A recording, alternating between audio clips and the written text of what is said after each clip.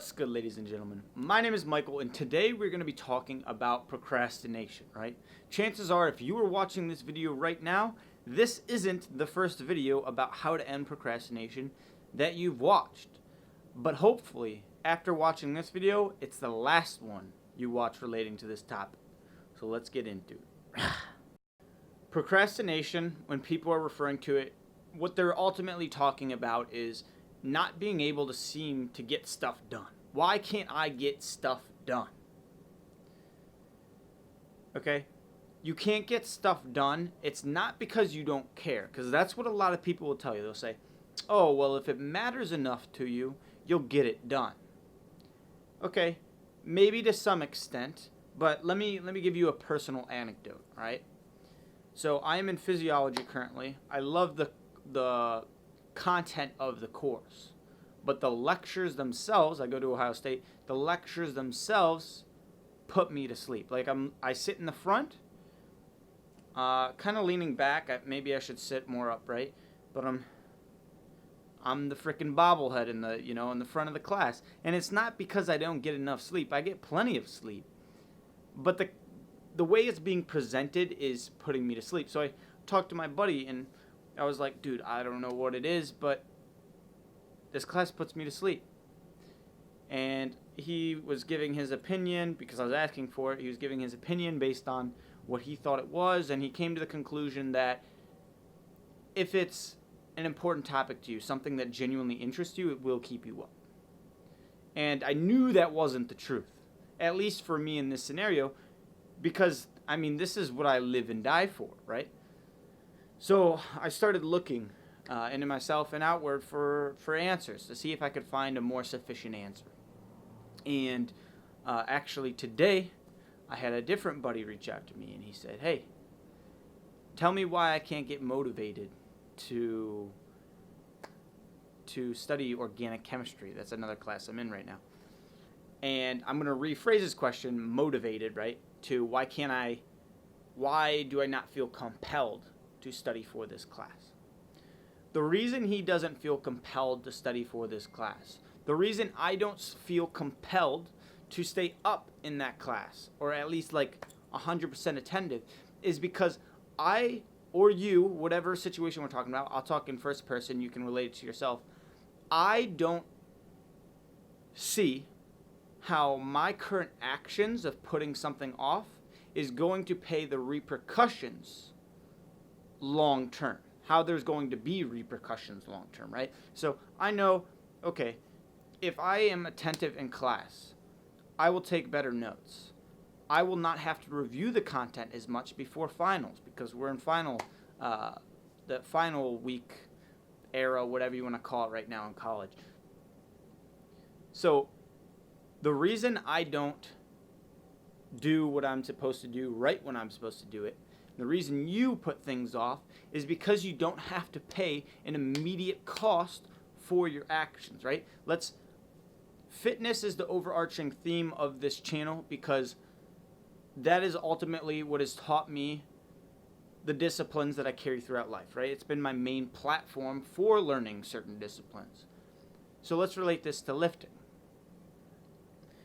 The reason you don't work out, or you don't work out consistently, is not because you don't know the benefits of lifting, or let's just say exercise in general. Not because you don't know the benefits of exercise, not because you don't think that exercise will make you healthier. You're aware of the benefits, you're aware of the costs. You understand that your health is one of the most important things, because, let's be honest, without your health, you can't enjoy anything else around you. The reason you don't work out, or you don't work out consistently, is because the immediate costs aren't high enough. Let's say I'm supposed to work out today, and I don't work out today. Am I going to lose a limb? Am I going to get diabetes? Am I going to, put on 20 pounds? No, I'm not going to. That's obvious. And it's because there's no instant gratification, and there's no instant price to pay for our actions, that things are ultimately put off. All right? Now, some of you might say, okay, that's great. I don't feel comfortable going to the gym. Okay, get a gym partner. I made a video on that. Okay, I still don't feel comfortable with the exercise thing. Can you give me a different strategy to kind of like, practice this? I sure can. I firmly believe that everyone should learn to master an instrument. Okay? Now, let me put this disclaimer right here. I have not mastered an instrument. I have not. But I believe that everyone should master an instrument, and there's a couple different reasons why.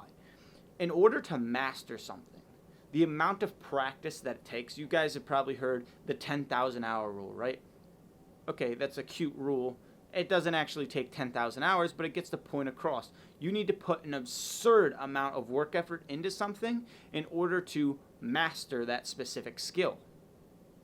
Okay? What's unique about an instrument? Not just that anybody can learn it. Anybody can learn how to play any instrument you want. The skill set is something that's developed over time, something you can see progress in, okay? But something that you have to put a lot of time in to master.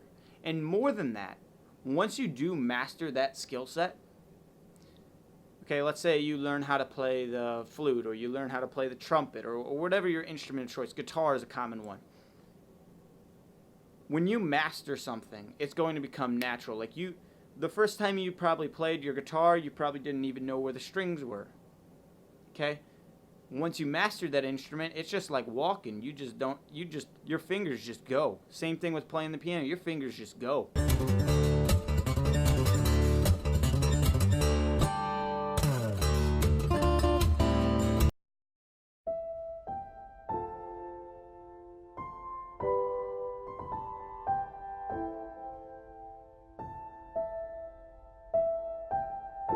You don't need to look to see where your fingers are going like the first time.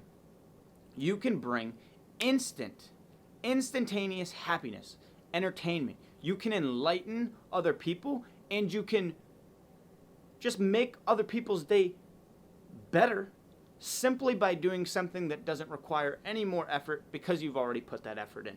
So everyone should master an instrument, okay? The reason you're procrastinating is because you delay things, because you don't have to pay the immediate cost of it. So how can we get beyond this, right? Well, we can either increase the benefits of it. So, for exercise, I can lie to you and tell you that you're going to look like the dude who plays Thor in 6 weeks. I can lie to you. I can increase the benefits. I can tell you that once you get that six-pack, you're going to get a model as your girlfriend, right? I can increase the benefits or the perception of the benefits. I can increase the costs. I can also lie to you, I could say, or exaggerate. I could say, well, research has shown that people who don't lift die 20 years earlier than other people. And they're 5 times more likely to get cancer, right? In order to do something, it's a benefit-cost analysis. It's more than likely subconscious, so you're not even thinking about it. Increase the benefit or increase the cost. Now, there's one more method, right? Because sure, you can lie to yourself, but that's a lot harder to do, to actually convict yourself of these lies when the stakes are low, right? Because a lot of people lie to themselves, but when the stakes are low, it's hard. It's hard. So this is what I'm going to suggest, right? This is going to sound crazy. You've probably heard this before. If you want to develop a skill set, if you want to get stuff done, you need to immerse yourself in it 100%. 100%. I'm not going to say 110% because you don't have 110% to give. You have 100%. That's all you got. Right now, you're not even giving 50, so don't even worry about that 110% that doesn't even exist. If you want to get stuff done, you need to immerse yourselves in it. So, let's say I want to learn how to speak Mandarin Chinese fluently. Okay?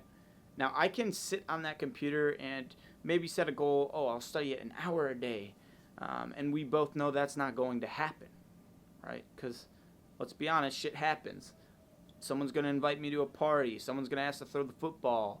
I'm going to have practice, or I'm going to run late on homework, or I'm going to want to eat and socialize. Stuff's going to happen.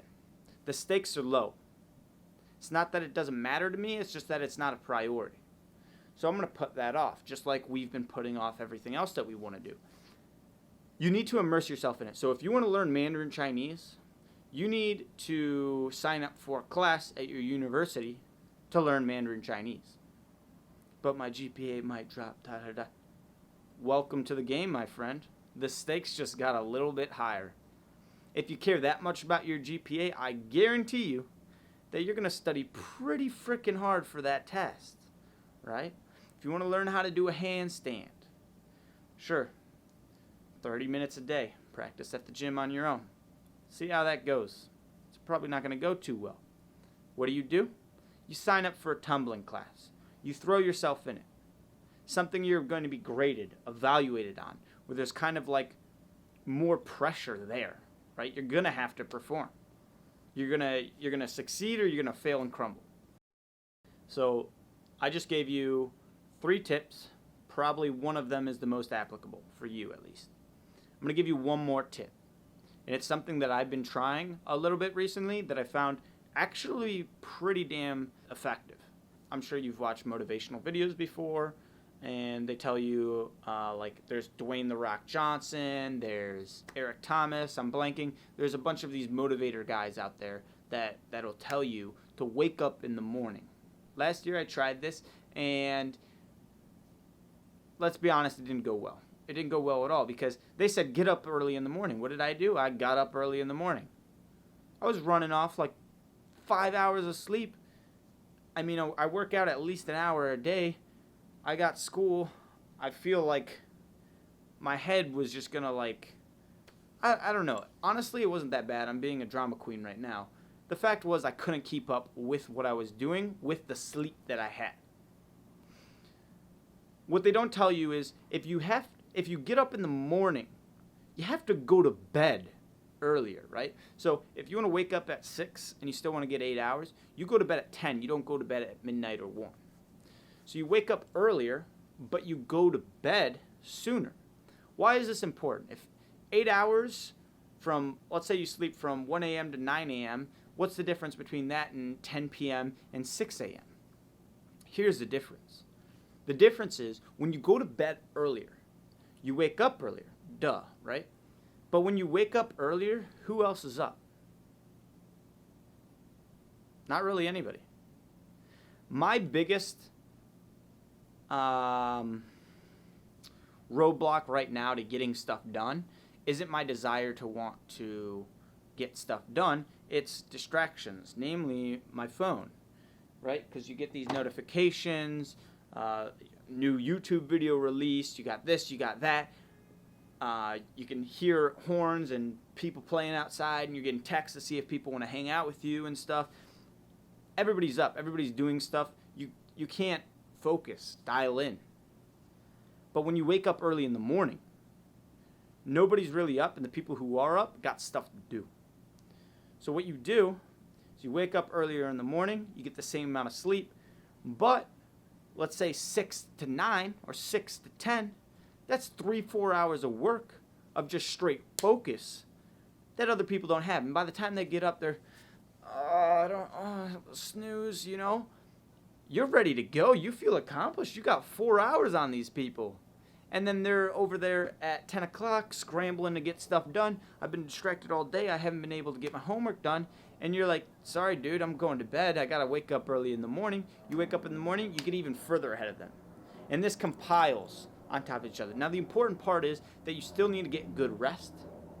And you do that by actually altering your schedule a little bit.